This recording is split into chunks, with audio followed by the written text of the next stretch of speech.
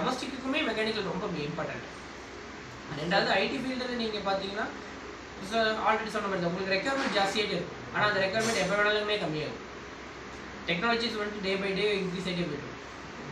இப்போ மெக்கானிக்கல் ஃபீல்டில் 10% வந்துட்டு மேன் பவரை ரெடியூஸ் பண்ணாங்கன்னா அதே 1 இயருக்குள்ளார நீங்கள் ஐடி ஃபீல்டில் 50% மேன் பவர் ரெடியூஸ் பண்ணுவாங்க.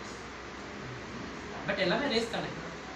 ரேஸில் நீங்கள் எந்த அளவுக்கு பார்ட்டிசிபேட் பண்ணுறீங்களோ அதுக்கு தகுந்த மாதிரி உங்களுக்கு டிஃபரன்ஸ். இப்போ வந்து சர்வீஸ் பேஸ் செக்டர் கம்பெனிஸ்லாம் வந்து சஸ்டெயின் ஆகுது.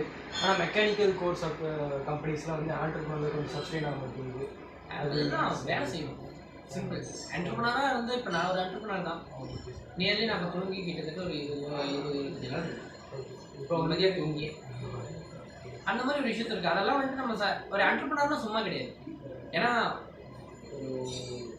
என்ன சொல்கிறது, வேலைக்கு போகிறத விட ஒரு 100 மடங்கு கமிட்மெண்ட் எனக்கு வேலை செய்யணும். லோன் எடுத்துருக்கீங்க, லோன் கட்டணும், மாதம் சேலரி கொடுக்கணும், வாடகை கொடுக்கணும். ஒரு வீட்டிலேருந்து அப்படியே டோட்டலாக டிஃப்ரெண்டாக 10 மடங்கு உங்களோட கமிட்மெண்ட் வச்சு நீங்கள் தலையில் வச்சுட்டு ஓடுனீங்கன்னா எப்படி இருக்கும்? அதுதான் என்டர்பிரினர். அதில் சஸ்டெயின் பண்ணுறவங்க தப்பிச்சிருவாங்க, சஸ்டெயின் பண்ண முடியாதவங்க போட்டுருவாங்க. அதை வந்துட்டு நீங்கள் ரேஷியோ கணக்கில் நீங்கள் டிபெண்ட் பண்ணி பார்த்தீங்கன்னா உங்களுக்குள்ளே ஒரு நெகட்டிவிட்டி வந்துடும். அந்த நெகட்டிவிட்டி மட்டும் மனசுக்குள்ள எப்போவுமே கொண்டு வராது. என்டர்பிரினராக இருக்கிறதுங்கிறது ஒரு மிகப்பெரிய விஷயம் தான். நான் அதில் ரொம்ப பெருமைப்படுறேன். நான் இப்போ வெளியே போய் ஒன்றும் இல்லை, நான் ஒரு என்டர்பிரினராக இருந்தங்காட்டிக்கு தான் உங்கள் காலேஜுக்கு எனக்கு சீஃப் கெஸ்ட் இன்வைட் பண்ணாங்க. சிம்பிள். ஒரு வேலைக்கு போகிறவங்க வந்துட்டு உங்கள் கம்பெனியில் சீஃப் கெஸ்ட் இன்வைட் பண்ண மாட்டாங்க. இந்த மாதிரி தான். பட் எந்த அளவுக்கு நம்ம சஸ்டெயின் பண்ணுறோம், நம்மளோட இன்புட் என்ன, நம்ம இன்புட்டுக்கு பேஸ் பண்ணி அதோட அவுட்கம் அவ்வளோதான் கேட்குறேன். சார் நீங்கள் இதை சஸ்டெயின் ஆகிறதுக்கு எவ்வளோ இயர்ஸ்? ஆக்சுவலாக என்னோடது ஃபாதர் ஸ்டார்ட் அப் கம்பெனி தான். 2003 ஸ்டார்ட் பண்ணாங்க. பட் 2003 நானும் ஒர்க் பண்ணுறேன். ஈவன் ஸ்கூல் லைஃப்லேருந்து நான் ஒர்க் பண்ணுறேன். ஃபஸ்ட்டு ஒரு மிஷன் ஸ்டார்ட் பண்ண கம்பெனி தான். இது 70 நம்பர் 70 to 80 நம்பர் ஒர்க் பண்ணுறாங்க எம்ப்ளாயிஸ் இருக்காங்க. நான் மாதத்துக்கு ஒரு 3 கோடி பண்ணுறேன். 3 கோடி பண்ணுறேன். 3 கோர்ஸ் பண்ணுறேன் மந்த்லி. Sir maximum salary 70,000. ஒரு குவாலிட்டி பீப்புளுக்கு 70,000 கொடுத்துருக்கேன். ஒரு டிசைன் பீப்புளுக்கு 68 கொடுத்துருக்கேன். மேக்ஸிமம் 70 கொடுத்துருக்கேன். What are the eligibilities? Degree, அதுக்கப்புறம் உங்களுடைய நாலேஜ், ப்ராக்டிக்கல் நாலேஜ், அவ்வளோதான். என்கிட்ட அந்த குவாலிட்டியில் 70,000 வாங்குற பையன் ஸ்டாக் மார்க்கெட்டில் அதில் வந்து மெட்டீரியல்ஸ் தான் வந்து ரொம்ப ஜாஸ்தியாக இருக்குது. பட் ஆனால் நம்ம எடுத்து ஒரு பொருளாக பண்ணும்போது அதோட வேல்யூ வந்து ரொம்ப கம்மியாக இருக்குது. அது மெக்கானிக்கல் சைடில் ரொம்ப டிராஸ்டிக்காக அதிகமாக இருக்குது.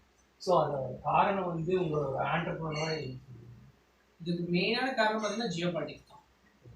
100% ஜியோ பாலிட்டிக்ஸ் தான். ஜியோ பாலிட்டிக்ஸ் இப்போ ஒரு 3 years பிஃபோர் வரைக்கும் நமக்கு இந்த அளவுக்குலாம் நம்ம இவ்வளோ ஒரு பிரச்சனையெல்லாம் ஃபேஸ் பண்ணதே இல்லை. பட் இந்த 3 years ஃபேஸ் பண்ணுறோன்னா ஆஃப்டர் கோவிடு ஒரு பிரச்சனை, கோவிடுக்கு அப்புறம் வார் ஒரு பிரச்சனை, ஜியோ பாலிட்டிக்ஸ் ஒரு பிரச்சனை. ஸோ இது வந்துட்டு லாங் டேர்ம் கிடையாது. இது வந்துட்டு செட்டில் ஆகும். செட்டில் ஆகிற வரைக்கும் வெயிட் பண்ணணும். மருத்துவர் பூமி அப்படின்னால அப்போ எடுத்த ஒரு வருஷத்துல நான் அவ்வளோ இன்வெஸ்ட் பண்ணுறேன், ஆனால் எனக்கு இவ்வளோ ரிட்டர்ன்ஸ் இல்லைன்னு சொல்லி விட்டு பண்ணோம்னா நான் உள்ள முடியும். சார் நீங்கள் எவ்வளோ இயர்ஸ் அப்படி வெயிட் பண்ணிருக்கீங்க சார்? நான் தான் சொன்னேன், நான் இந்த கம்பெனி ஸ்டேபிள் பண்ணுறதுக்கு எனக்கு 2003 ஸ்டார்ட் பண்ண கம்பெனி ஸ்டேபிள் பண்ணுறதுக்கு 2015 ஆச்சு. 12 years ஆச்சு. 12 yearsக்கு அப்புறம் 5 years நான் நல்லா சம்பாதிச்சேன். நான் லாஸ்ட் 3 years சம்பாதிச்சது போன ஒரு வருஷம் எனக்கு சுத்தமாக தெரியல, எங்கேயுமே தெரியல. ஈவன் நீங்கள் வேற ஒரு கம்பெனி வேற ஒரு கோர்ஸ் இருக்காது நீங்கள் விசாரிச்சுன்னா தெரியும். சரி சுத்தமாக இல்லை. ஏன்னா எல்லாமே ஜியோ பாலிட்டிக்ஸ் டிபெண்ட் பண்ணியிருக்கு, எல்லாமே வேர்ல்டு மார்க்கெட்டை டிபெண்ட் பண்ணியிருக்கு, குளோபல் மார்க்கெட்டை டிபெண்ட் பண்ணியிருக்கு. அந்த மாதிரி இருக்கும்போது பார்த்தீங்கன்னா இந்த வருஷம் நல்லா சேல்ஸ் போகும், நெக்ஸ்ட் இயர் சேல்ஸ் போகாது. சேல்ஸ் போகாத இருக்கும்போது சேல்ஸ் போன ப்ராஃபிட் வச்சு சேல்ஸ் போகாத அந்த வருஷத்தை நம்ம காப்பாற்றணும். அதான் சொன்னேன், ஒரு என்டர்பிரினரோட ரெஸ்பான்சிபிலிட்டிங்கிறது இட்ஸ் டூ ஹியூஜ். சார் எப்போது நீங்கள் லாஸ் ஆனோடனே விட்டுட்டு போகணும்னு அப்படிலாம் நினைக்க மாட்டேன் சார். கடன் வாங்கி போட்டுருக்கீங்களா அப்படி நினைக்க மாட்டேன். சரி வேலை ஆல்டர்னேட்டிவ் சோர்ஸ் போகலாம் அப்படின்னு நான் பிஸ்னஸ் டெவலப் பண்ணிட்டு இருக்கேன். நான் ஃபஸ்ட்டு வந்து ஆட்டோமொபைல்ஸ் பண்ணிட்டு இருந்தேன். ஆட்டோமொபைல்ஸ் வந்து வால் செக்டர் சேஞ்ச் பண்ணேன். இப்போ ஆட்டோமொபைல்ஸ் 30% ஆட்டோமொபைலும் 70% வால் பண்ணிகிட்டு இருக்கேன். நான் இப்போ ரீசெண்டாக 2 months ஒரு டெக்ஸ்டைல்ஸ் கொஞ்சம் இம்ப்ளிமெண்ட் பண்ணலாமா அப்படின்னு சொல்லி ஒரு ப்ராஜெக்ட் ரிப்போர்ட்ஸ் எல்லாம் ரெடி பண்ணிகிட்டு இருக்காங்க. கம்பெனியில் டீம் இருக்குது, டீம் பண்ணிகிட்டு இருக்காங்க. கொஞ்சம் டெக்ஸ்டைல்ஸ் கொஞ்சம் மாற்றி பிடிக்கலாம். ஏன்னா இது ஒரு செக்டர், இதெல்லாம் ஒரு ஸ்டேட் பண்ணி வச்சிட்டோம்னா இது ஒரு பக்கம் போய்க்கணும். டெவலப்மெண்ட் தான். நீங்கள் என்டர்பிரினராக இருந்தீங்கன்னா விட்டுட்டு போகணும்னா யோசிக்க மாட்டீங்க. அப்படி விட்டுட்டு போகணும்னு நீங்கள் யோசிச்சிங்கன்னா நீங்கள் என்டர்பிரினராக இருக்க முடியும். சினிமா டைலாக் மாதிரி தான். So you will have to wait for this.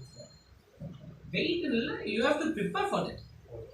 Wait பண்ணி use it, you have to prepare for that. அதான் ஃபஸ்ட் இயர் நீங்கள் ஃபஸ்ட் இயர் வந்து நீங்கள் ப்ரிப்பேர் பண்ண ஸ்டார்ட் பண்ணும்போது you will get a very good opportunity. அந்த அளவுக்கு ஆனால் நீங்கள் ப்ரிப்பேர் ஆகணும் தான். You don't have to wait, you have to prepare. So what is the best advice to a student?